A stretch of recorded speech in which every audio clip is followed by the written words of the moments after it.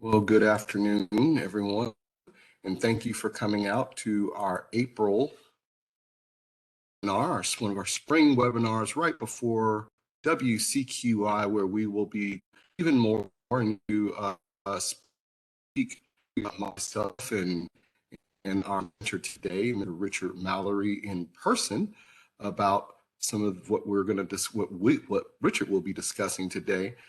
In today's webinar is announcing the best practice election operations model, bringing quality science to American elections. Good gracious, don't we need it? And this is being presented on behalf of the ASQ Government Division and particularly one of our centers of excellence, the Center for Electoral Quality and Integrity, for which Richard is a co-chair along with the chair for the Center for Electoral Quality and Integrity, or short CEQI, Mr. Kerry Bass.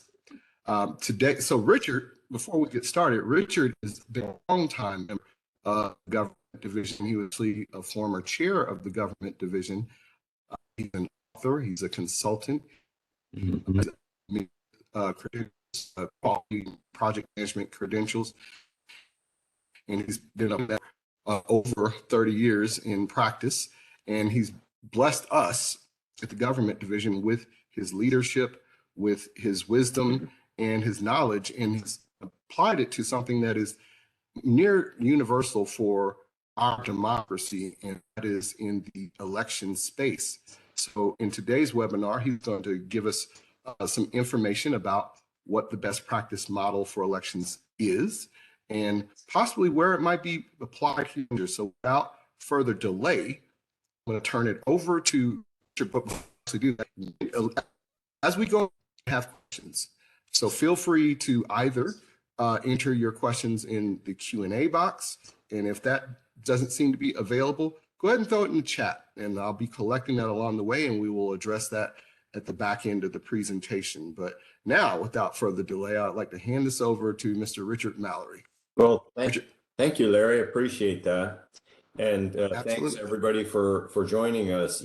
We did want to talk about the American a best practice election operations model for American elections for several reasons. One, it's sorely needed. Two, we in Quality have always believed that organizations of all types do best when the folks that are involved are listened to and fairly heard, and we get the best results that way. So too with America and its elections. That's a powerful reflection of its voice. And if we can help with that by applying quality skills, we want to do that. So, and overall, what we're announcing is sort of a challenge, I guess, to American elections officials everywhere, is saying, hey, could you review, comment, and test this standard that we're going to show?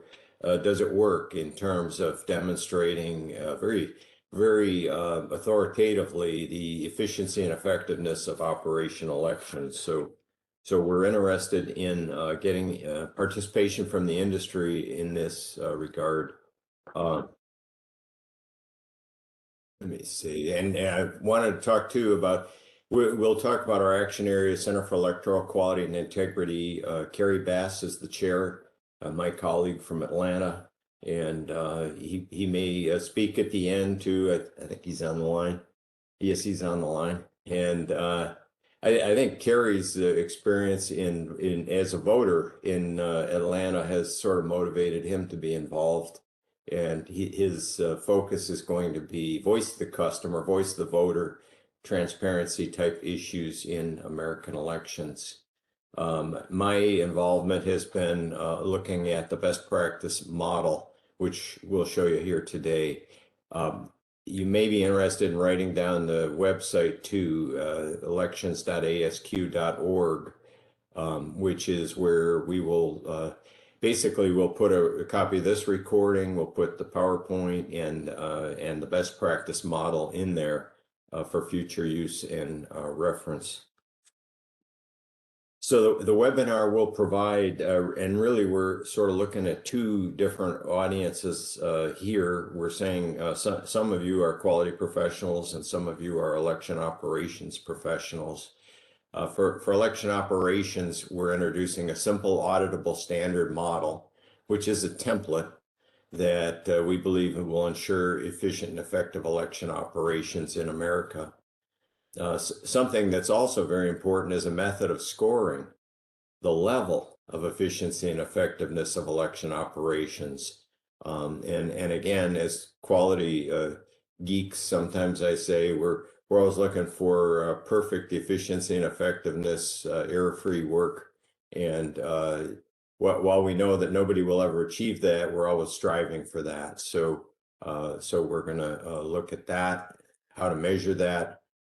We'll show you how to create a framework for benchmarking performance measures. And I know many of the people in elections are sort of half scared of that, half enchanted by the promise of it, but I think we can do that in a real positive way, and certainly show a means of ensuring that fraud or malfeasance in election operations does not exist. We'll show you that at the end in terms of a quality tool, failure modes and effects analysis, but it'll give us a real powerful structure for showing really the American public that fraud does not exist. So all of these things are based on the use of broadly known and recognized tools of what we call continuous quality improvement. The model or quality science, and a lot of people know that quality is an industry. We're usually based on the ideas of customers and requirements, but we're also as strongly founded on the idea of measurement and analysis. And I believe, and we'll talk about the fact that none of this is extra work for managers anywhere. This is the actual science of management. There is no way. I mean, that's what managers exist for, is to making sure that they have a best practice. They've broken it down into jobs and actions. They're tracking to make sure the jobs and actions are done. They're always watchful. My red arrow there, non-quality and waste. And they're always dedicated to changing those things that aren't working. So basically, quality work is good management work, and that's what we believe we can present here. The idea of maturity of practice is a new one, and what we're basically saying is, if we break down work of a manager, and even in the elections office model, we'll always be saying, let's look at the work in the scope of a single manager who's responsible for a single set of things. So it's not going to be sort of ethereal or hypothetical or, gee, it'd be nice if the organization could do this, why doesn't somebody do it? Everything we present is going to be in the lap, in the responsibility of a particular manager and within their scope of action and authority. So what we do in terms of maturity is we apply the model you just looked at in terms of defining requirements and measuring requirements and understanding effectiveness and waste, break it down to each piece of an overall office or workflow, in this case, election office. So the more you are able, or your managers really, are able to do their excellent management work in each area, the more they'll be able to precisely articulate what it is they do here, how they know if they did it or not, and show you the results of what they did. So the more areas and responsibility areas that managers can address, the better your maturity score. And overall, the simple methodology of this quality management system is just this, that we're saying managers should define the objectives and outcomes of their own area of activity. They should define requirements of success in those areas of activity. They should be able to define those in terms of things that are observable, verifiable, documentable, and measurable. Because if they aren't those things, then they can't control them. They can't tell you if they have them in control or not. They should document tasks and activities that are essential to achieve success in each area of activity. And hey, lo and behold, they should have assigned it to some staff people and they should have it in something that's fairly specific. They should have established checkpoints to ensure that tasks and activities are completed. They should have some means of knowing if they did, some measures perhaps. They should evaluate the success of that operational plan, their own operational plan, within cycles. They should conduct root cause analysis when things go wrong, and they should conduct risk management to prevent things from going wrong. And they should conduct continuous improvement to address shortcomings. All of the things that I just articulated are part of our what we call our ANSI G1 standard guidelines for evaluating the quality of government operations and services. So essentially what we're doing is applying the ANSI G1 standard to elections, just in the same manner that it could be applied to any kind of an operation. What's new in here is that it has a structured system model, which is what we'll be following here today. And it has a maturity scoring component for every aspect that is important to to a given election office that wants to use this model. So we're sort of saying, let's go into election offices and say, hey, do all the managers have control of the things that they're supposed to control? Do they all know what they're supposed to be achieving here? And how do we know that they are? So what we're doing is we're going to apply a simple model to the elections operations, and both through conversations I've had with a number of election offices, as well as review the literature. And I guess for those of you who know, there's an additional professional standard, ISO 54001, that's specific to elections. If you go through all those, essentially you find a group of what we'll call principal activity groups, or areas of control, as I was previously discussing, that could be evaluated as part of an election operation. And that's what we based our best practice model on. We've kind of, for those of you who are election professionals, we don't have petition qualification in here or candidate qualification. We've sort of focused it on an election cycle and those things that are most critical to a single election cycle or series of them. So among those are the voter record is the first one up at the top left.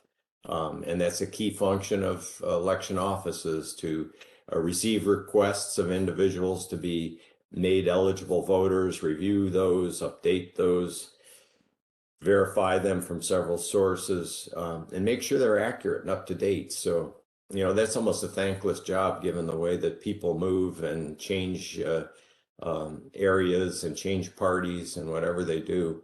But in any case, that's a quality function. Secure and maintain software and electronic voting equipment.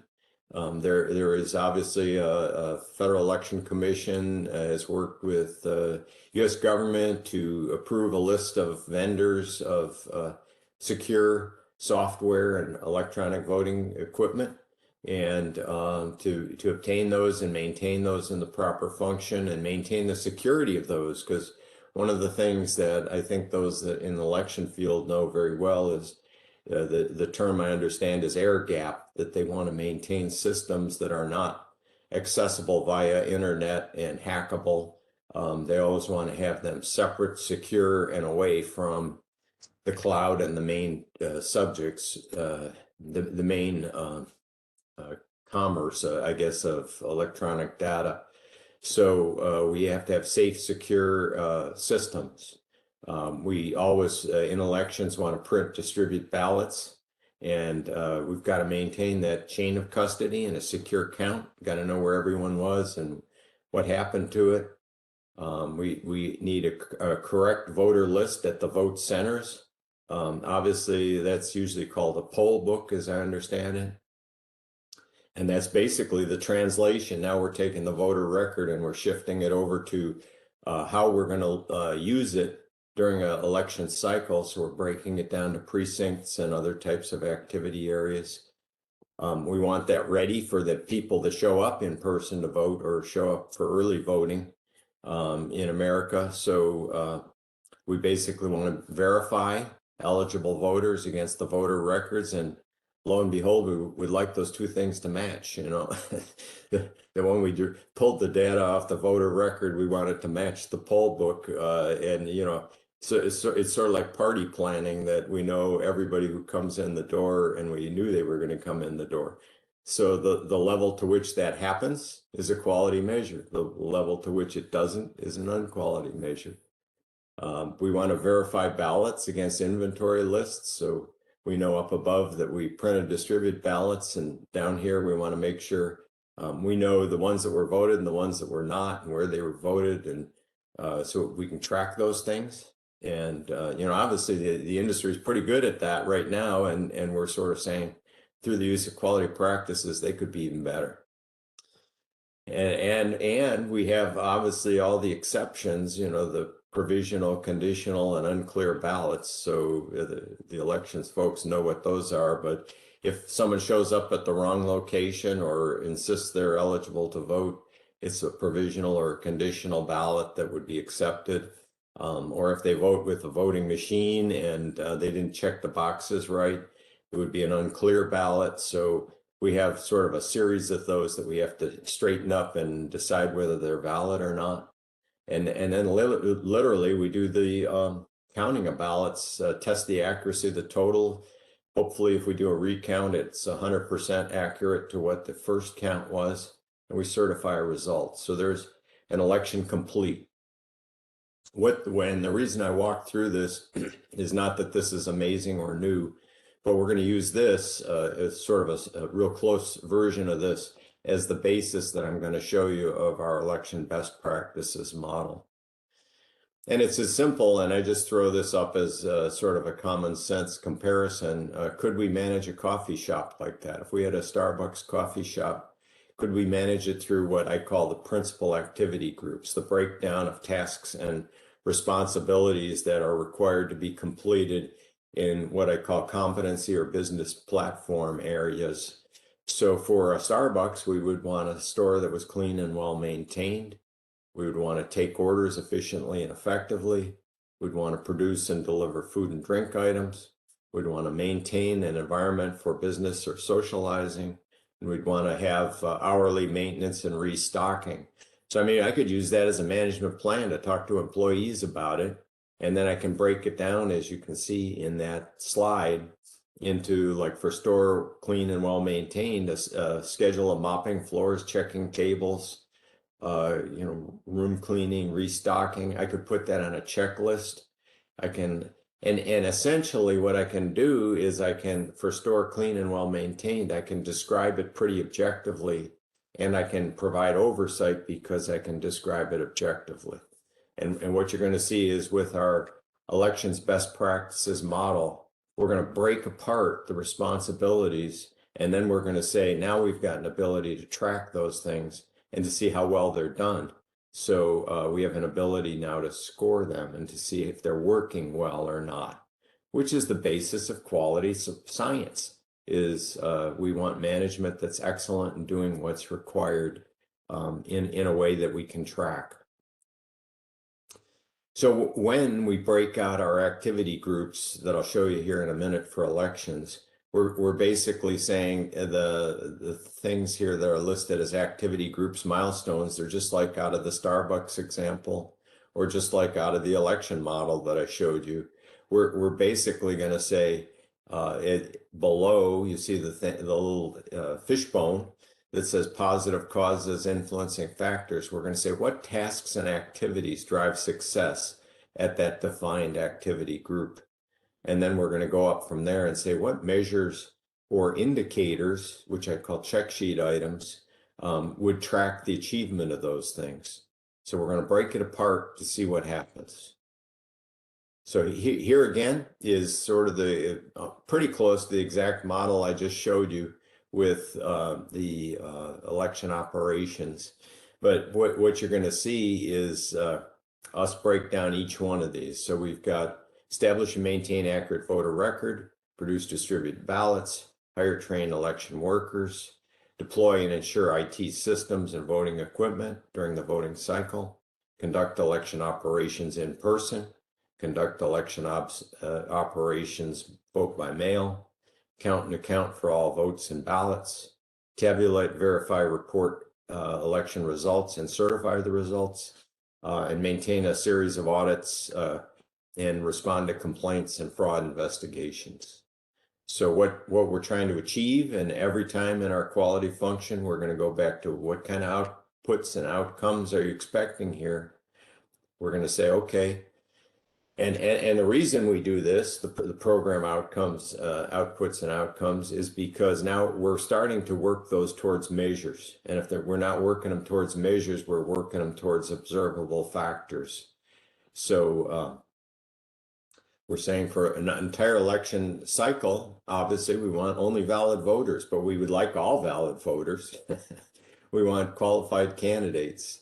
We want qualified ballots. We want accurate election results. We want efficient, timely election operations. We want uncontested elections in the sense of people not saying that there was fraud. We want trusted results, and we want accurate election records. So let's break them apart. And you know, I don't really have enough time to go through these in depth, but what I'd like to do is challenge those of you in election operations to look on our webpage, and you'll see this model, and you can provide us with comments if you think anything is omitted or not described accurately. What we're doing is we're saying, okay, let's look at the area, a principal activity group that's called Establish and Maintain Accurate Voter Records. And we're sort of saying, what drives success at that? So we have a second level there that are inputs tracking, and that would be like request to register me on internet, email, however you receive them, by card, by mail. Maintain and update currency of records, checking your records against other things, doing training, doing quality assurance at the input stage. So you're checking those records against other things, and workload management. You know, in other words, basically we want to have enough workers on hand to keep requests for changes of address up to date, or registration changes up to date, because when that election day comes, we want to shift these results over to the poll books, and we want them to be 100% accurate. So what? So then what do we do with that? Well, hey, we can segregate that out further. We can sort of say some requirements of this system.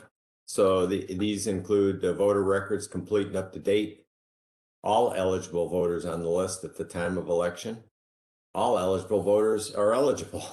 All listed voters are eligible. They haven't moved, they're not deceased, convicted of a crime, or on overseas military status. So, and then where we're leading to, and I'm not going to walk through all this because there's a lot of content, but where we're leading to is good measures, you know, things that we can track on here. So like poll book errors and corrections during the vote cycles are a bad thing. We know that. So we can definitely call that a quality record. Or skipping down just a bit, completion of QA reviews is certainly a good measure, and completion of those. So, you know, there's a couple good ways that we can track those, and we can say, if we're going to use this as a means of determining good management, we're going to look for those. We're going to say, how do you do those things? So a second one is produce and distribute ballots.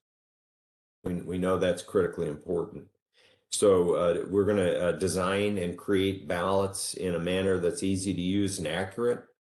We don't want people confused, making errors, because that destroys ballots. And we want to make sure we always have inventory control. We want to make sure we always have a chain of custody. We don't lose track of things. And most important, probably, as elections people know, and produce and distribute ballots, is just setting your schedule and running your schedule. If you don't run your schedule, you're not going to get the ballots out on time, which is a major problem, and it doesn't look good when it happens. So what are subsystem requirements? Establish accurate election date and requirements, and I guess for the quality people that are on, I'm going to give you a little bit more detail, but basically what we're saying is, it's not as easy as it sounds because ballots aren't one size fits all. When you create an election, some people are in a special district and others are not. Everybody's in a different precinct. They get to vote on different stuff. So we're setting up a number of ballot booklets. It's confusing. But what the requirement is for 100% accuracy. So we don't want to see any of the confusion out in the real world. We want to catch it before it all gets there. So possible measures, altered, adjusted ballots, indicating the voter intent was incorrectly entered or changed, or that the voter misunderstood how to vote, and candidate and voter information that's mailed on schedule. So those are a couple critical ones there. And I hope you quality people are sort of realizing that because some of the folks on here are what we call designated examiners. They've been trained in audit procedures and how to use the ANSI G1 standard, and they're fully able to help in evaluation of election offices that would use this standard. And this stuff it's just basically an industry specific application of what we do every time, all the time in quality, like maintaining security of biohazard materials or radioactive materials or sensitive materials for defense agencies. Quality professionals do that all the time. Back to elections, looking at hire, train, support election workers. Some of the key things would be running your project and your process. In other words, this is a project in the sense of almost every election cycle, you're hiring new people.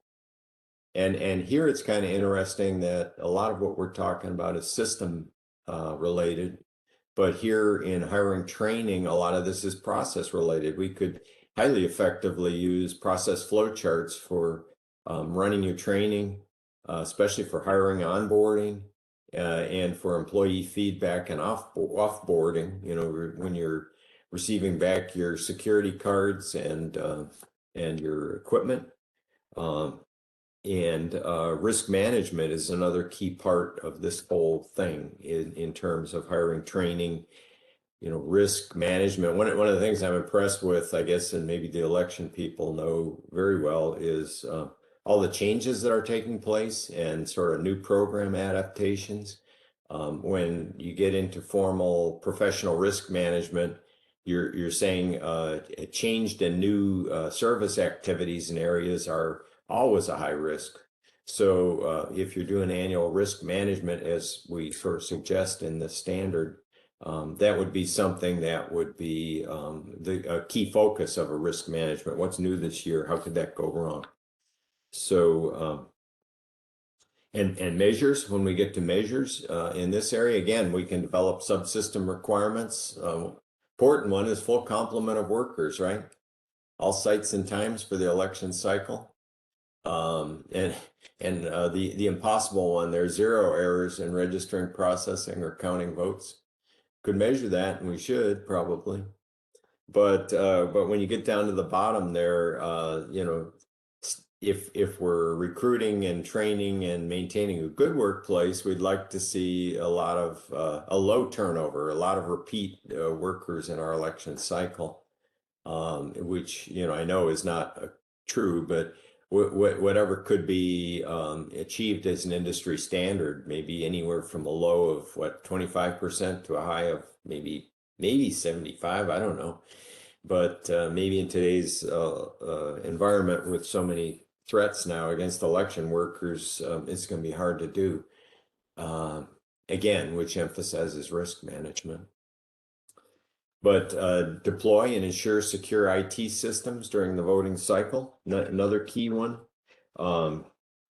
If we're going to highlight some of those things, checking equipment, making sure you have good control of your whole inventory, and making sure it's secure.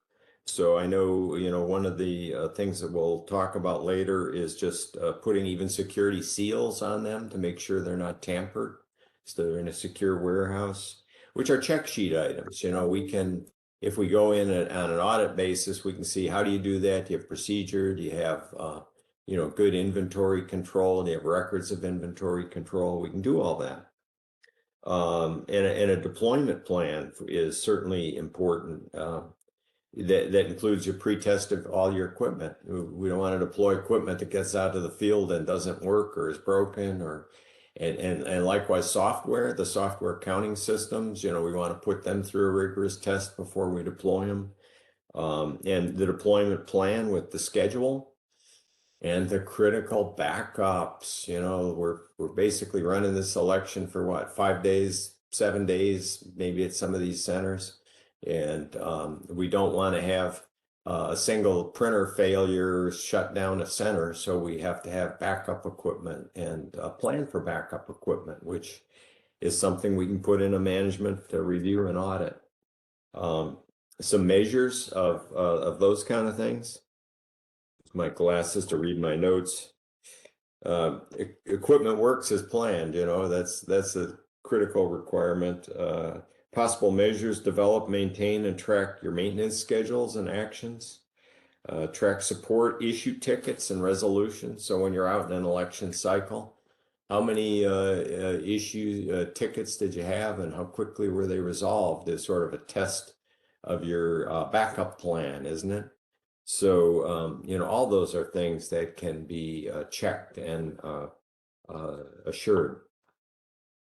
Conduct election operations in person and early voting. We know that that one particularly is going to depend on state laws, and I've talked to a lot of election officials in a lot of different areas, and they're always saying, yeah, but policy, but in any given specific area, specific state, a specific county, we can be really concise about what the requirements are and what's allowed and what's not allowed. So we can run a system model a lot better than a single standard process model. And we can do election planning and staffing. I know one of the things that's key to us, and as I understand it, in Atlanta, wait times in election cycles is really important. And if you're talking about wait times, that's a function of estimating how many voters are going to be at what precincts on which days, and then having enough staff to ensure that you can rapidly process, and also making sure that there's no equipment glitches. So all those things are things that we can demonstrate through management procedures and checklists, and ultimately the success or failure at those you can generate in terms of measures. So if we have incorrect planning, the vote centers have excessive volume of voters or very low volume. So we have wait times or unutilized staff, and we could have a failure to recognize all the ballots being a function of not of planning, basically. So that one. Conduct election operations, absentee and vote by mail. Separate kind of a work activity than the in-person election operations, isn't it? And basically, we're looking at volume estimates there, though, is also important, because generally speaking, we're going to scan all those things. And we have to have people ready to cut envelopes open and prepare them for the scanner, and do the retention of records. On-time returns depends on accurate and prompt scanning activities, and then counting activities, and resolution of ballots that are kicked out of the automatic scanning process for a variety of correctable reasons. So can we break those down further? Yeah, you bet we can. We can do requirements. We can do, and I haven't been emphasizing it with these, but failure modes and risks we're going to talk about here in a minute.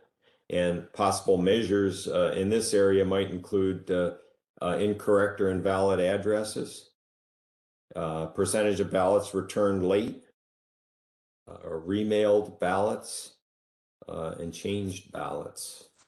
So count and account for all votes and ballots. Here we're looking for the chain of custody. We're looking for inventory control, reconciliation and accounting, and provisional ballot processing.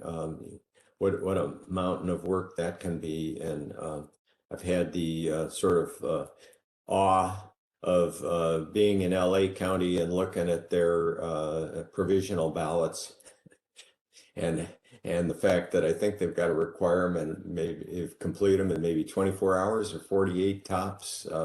If you have 1 million provisional ballots, that's a lot of pink envelopes. But you still need staffing, and you need to resolve those effectively in a short period of time. And you know what? I think American people don't realize, how election workers do give it their all, and they're we ought to say thank you for your service to them too, because they really do put a lot of their personal lives on the line to deliver accurate vote counts for us.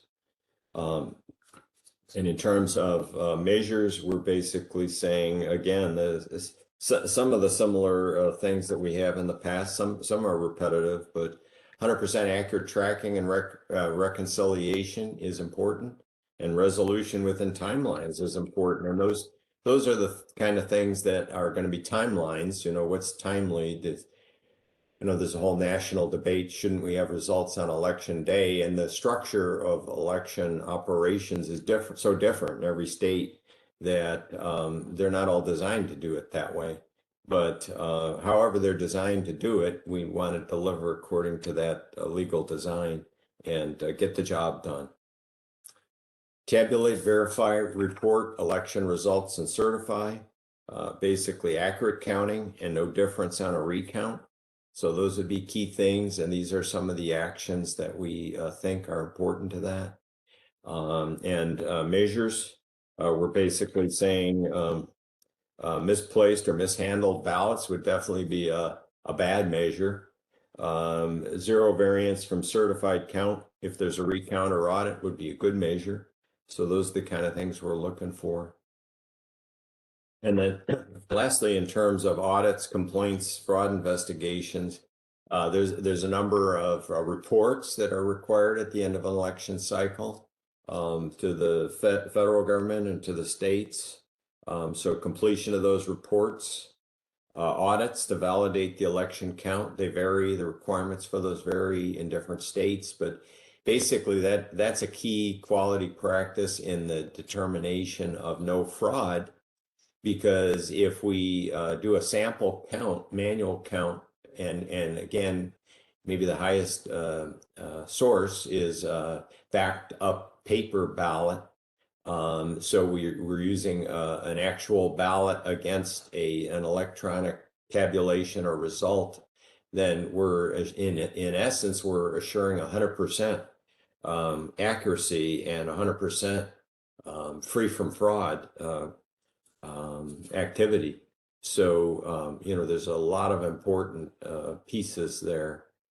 Published and known hotline for fraud complaints gets a little bit towards the visibility and voice the customer issues, but having those in place and using them would be sort of a bonus point for an election jurisdiction. So again, we have possible measures there: completion of audits, resolution of action plans, and hopefully no legal challenge or overturn of certified results.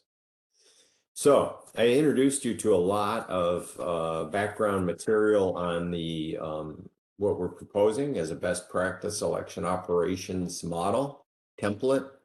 And some of you may be saying, so how would you audit and score that anyways? And essentially what we're doing is stealing from the Baldrige criteria. So We say that in any one of those areas, management ought to be able to articulate an approach, which is sort of a description that a manager would use and say, here's how I achieved this here.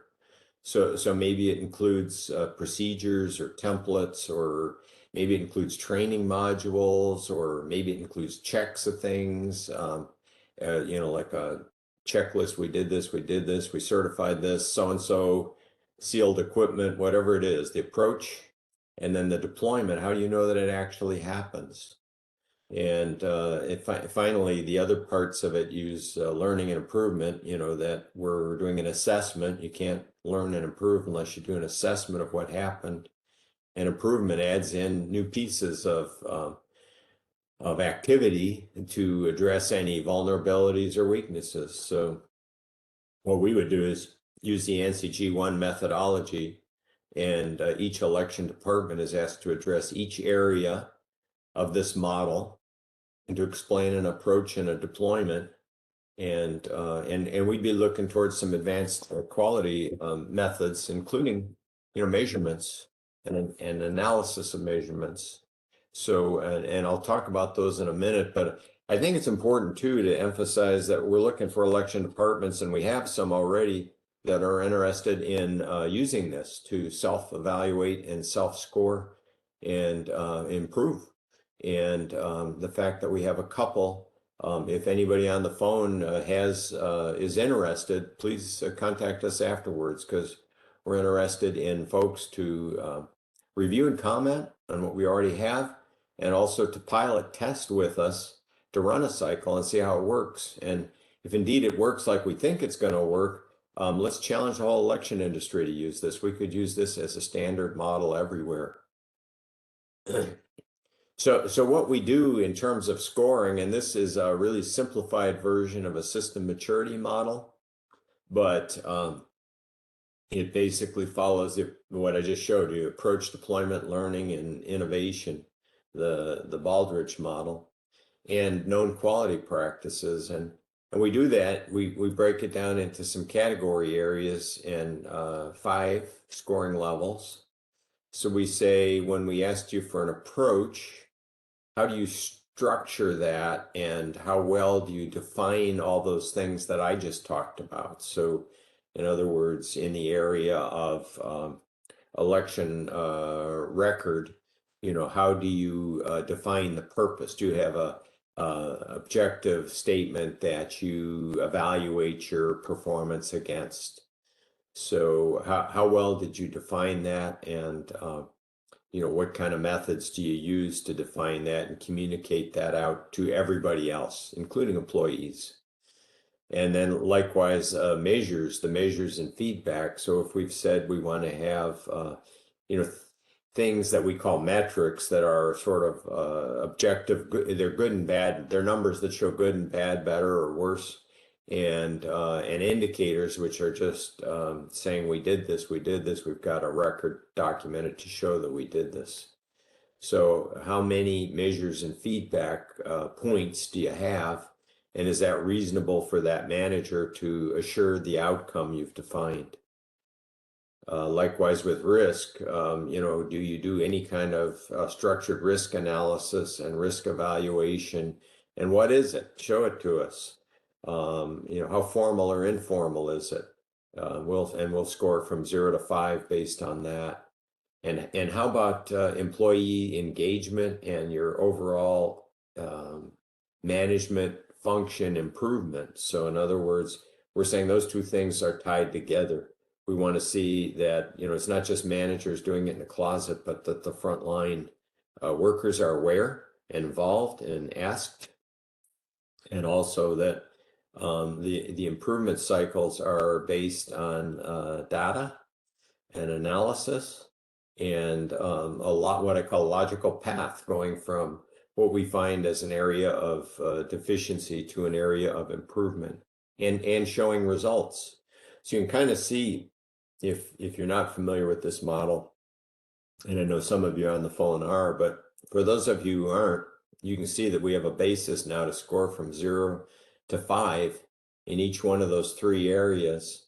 And to apply it again, we're always talking about applying this within an area of jurisdiction of a manager. So it's not hypothetical or theoretical or, gee, wouldn't it be nice if management does this?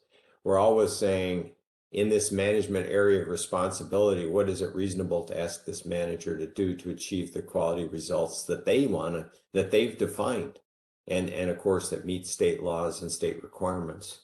So it's a very precise and effective measure, we believe, of effectiveness.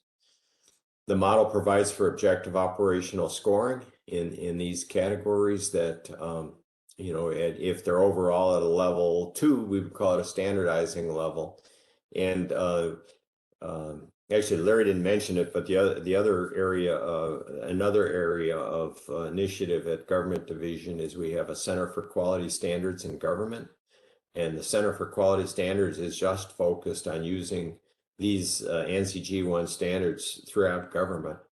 And we do have a series, a group of designated examiners that can go in and evaluate organizations and give them a formal feedback report. So you can use this model on your own as an election official, or you can ask for a third-party certification from the Center for Quality Standards. We can send a group of examiners in to do a review and give you a feedback report and give you an award if you're deserving of one at one of these levels. So it can be a both a feedback and an opportunity for improvement, but also a recognition of a lot of good hard work that election peoples do. One thing I wanted to mention too, and this actually was one of our chair, Kerry Bass's ideas. He said, you know, we could use a failure modes, what we call in the quality business, failure modes and effects analysis to identify risk causes and prevention. And if we were to do this on an industry-wide basis, we'd basically have a list of things that if you do these, we can assure that you're not having any risk of fraud. So I just pulled one that, you know, is most publicly sort of, actually it's the subject of, isn't it, of the Dominion Voting Systems versus Fox Broadcasting lawsuit. But the failure mode or allegation was electronic vote records are compromised, and there's lots of versions of that fear or allegation. But one cause of the failure would be you know, disruptors hack the system and remotely alter voter records. And there was all kinds of fallacious stories of that. Maybe the funniest one was that somebody in Venezuela was changing the vote tabulations. But the cause of the failure would be a hack. And the prevention control is the system is air gapped. There's no external connection allowed. And the controls to inhibit damage is the ballot. Ballots are all linked to voters, and the receipt of the vote is provided. You know, we've maintained a record of actual ballots that went to specific voters and that the vote was cast. So we can go back and audit it. So we got a control in place. And another one was that transmitters are secretly placed on the voting machines. If we have tamper-proof seals on the machines and we have inventory control and machine inspection, there can't be any secret transmitters. So, and a control to inhibit damage, again, is a printed voter record to audit against. We could say the electronic vote could be compromised through hardware failure or vulnerability, but the prevention control is it's industry tested. So we're using NIST certified equipment, and the controls to inhibit damage is printed voter record again. So, you know, software failures, there's a couple different possible prevention controls. The biggest one is equipment checked and diagnostics before use. We can and we will if we, and this teleconference is also a challenge to election officials everywhere, because we just want to help you out in terms of developing some great tools, and hopefully join with us and become volunteers and helpers and, you know, help us run this. But we can populate a comprehensive fail modes and risk analysis, and we can brainstorm the list of preventative actions that we can look for in any given audit. So the requested actions, I'm getting a little close on time here, so I'll try to wrap up pretty quick. We'd like pilot organizations to review, comment, and test. So any of you quality people out there, if you go talk to your county election office and direct them to this teleconference and the model, that we would appreciate that. We'd like assistance in further development of this model. And we'd like to get some SMEs, so election people. If you election folks want to take this over from us, that we'd be happy to have you do that. We're not trying to own this thing. We're trying to create an effective tool. Election-wide effectiveness metrics. I know there's a lot of controversy about that, like I said at the beginning. I think there's some that we can get that will be very helpful to have on a nationwide basis. Election industry can adopt 100% certification of systems. If you like this model, we can certify everybody everywhere and have a comprehensive standard industry model. ASQ, as I said, can provide third-party evaluators, designated examiners to review and score each entity. So what you would get in the election industry, learning and growth, best practice methods from others. I know a lot's being done in that area, but we can add to that. You'd have the distinction of assisting in defining an industry-leading methodology. You'd have an opportunity to certify your best practices. You'd have an opportunity to develop a professional standard that fits everybody, used everywhere. Comprehensive statement of risks and responses. And frankly, recognition of the professional work that's now being done. I wanted to say thanks. The St. Louis, Missouri Election Board, Eric Fay, the Director of Elections, has been one of my most helpful and ardent supporters in this. And Lori Feigl, his Strategy and Innovation Advisor, is an ASQ member who's used process flow on a lot of their election methods. My own county, Sacramento County, I wanted to thank the Assistant Registrar of Voters, Hang Nguyen, and Whitney Tomosevich, who walked me through their operations and answered a lot of questions. The Election Center directed me to their book, Administering Elections, and I drew a lot of information out of that. And my good friend Sarah Garland from ProVista Software Corporation that specializes in election software systems. And she's been very helpful to me in being kind of a coach and mentor. And she's got vast elections experience all the way from Alabama to Oregon to California. So thank you, Sarah. And I'd like to open that up, Larry, for any questions and discussion. Thank you very much, Richard. We appreciate greatly the presentation. I don't have any questions let me take a look in the chat. I didn't see anything in the, oh, okay. So there is one question. Will we get RUs for this meeting? Yes. If you have registered for this meeting, I have your email address available, then we will get you your RUs in about 48 hours. Will the deck be available? Yes, that was actually on a slide. So, so the deck will be available, and we'll actually probably put that in with your RUs for the sake of time and not going over these slides. So those are the two questions that I had. I'm going to turn over to Carrie for a few words before we actually close out today's webinar. Carrie. Thanks, Larry. And thank you, Richard, for providing this webinar today, and also for all the work that you do for the Center for Electoral Quality. One of the things that I wanted to also point out is that Richard is the principal author of the ANSI ASQ G1 standard, and the creator of the training and the initial training of the initial group, of which I am one of those designated examiners. Richard and I also have been internal consultants for the first two award-winning organizations. The one we can announce right now is the U.S. Court of Appeals Federal District. was the very first organization to be certified under the ANSI G1 standard. The quick thing that I would like to point out is why ASQ is doing this is because that's what we do.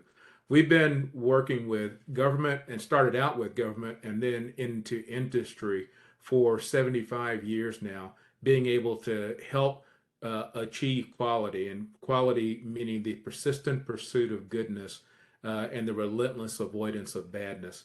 And the goodness of democracies is the fair and effective delivery of elections for the citizens to choose. And so we thought that there's no better place for us to get involved than ensuring that elections have the availability of our quality tools and principles and techniques to be able to improve the goodness of elections. One of the things we also wanted to point out is that the local election officials are doing a fantastic job at a very high level. There are very few instances of fraud. There are a few instances of errors and difficulties in quality, and those are some of the things that show up as a different perception. But we at the Center for Electoral Quality have adopted a general motto and slogan of focusing on, from a voter perspective, elections are good if they are easy to vote and hard to cheat. And so we are looking for, first of all, making sure that they actually are of a high quality level operationally. But voters expect that generally. They want more. They expect to be able to have their views reflected in the outcomes of their elections. And while we don't necessarily get involved in the actual issues of elections or the quality of candidates, what we do work on is being an objective, nonpartisan resource by which that citizens can look at those organizations that have asked us to validate them, that they can be able to be confirmed that the leading global organization of quality has utilized our skills and the talent of our individuals members to be able to say that these elections are conducted in a high quality fashion with a high level of integrity. So thank you for your support. We look for your and joining in and helping us with it. And Richard, thank you again for what you're doing. Thank you. Fantastic. Fantastic. Well, I appreciate greatly your presentation, you and Carrie's effort. Before we go, I just want to acknowledge again Mr. Mallory for his presentation, and don't let the conversation stop here. As there's petition on the floor for your participation as volunteers, your connections to your elections office, and I think all of us are going to be at WCQI, but in lieu of that, there's other ways to contact us. So today's presentation, announcing the best practices in elections operations model, bringing quality and science to American elections is dearly needed. And I think Richard made a great case for that. I do want to remind you that today's webinar was brought to you by us, ASQ Government Division, so you know exactly who to look for. And then there's going to be, and here's some information on how you can get to ASQ, but the ASQ Government Division particularly. So you will be able to see the website here and come join our community, because we serve federal, state, local, and international government. So this, we're starting here at home in the US, but this model can expand overseas as well. Here's a way that you can contact us if you want to be a speaker or you need the presentation. The presentation will be available for download, and we'll make sure we have that in your webinar RUs as well. There's going to be future webinars in this same address that you saw previously, the my.asq.org/community/event/155 is where you find us. Our next presentation will be in June 21st. We're taking May off because of the World Conference, and that will be entitled Bending Granite, which will be stories and case studies, where we'll do something a little bit different, potentially with breakout rooms, discussions, and feedback. And that's going to be hosted by Mr. Tim Halleck and Tom Messlinger. And finally, let's see. Well, we had the part with questions, but if you need to contact us, or if you like to contact us, and particularly about, our election cycle, here we go. We've got our presentation information. This is how you can reach Mr. Richard Mallory, myself as the chair. Carrie Bass, has multiple email addresses, but we'll get it to him. And our chair-elect and past chair. And if you want to actually solicit to do a presentation, please contact Mrs. Ina Gaeri. And at that, we're at the top of the hour. So we're going to conclude the presentation and we'll get you your RUs, the availability of the deck. And I'd like to thank you guys for coming out. Have a great day. Thank you. Thank you.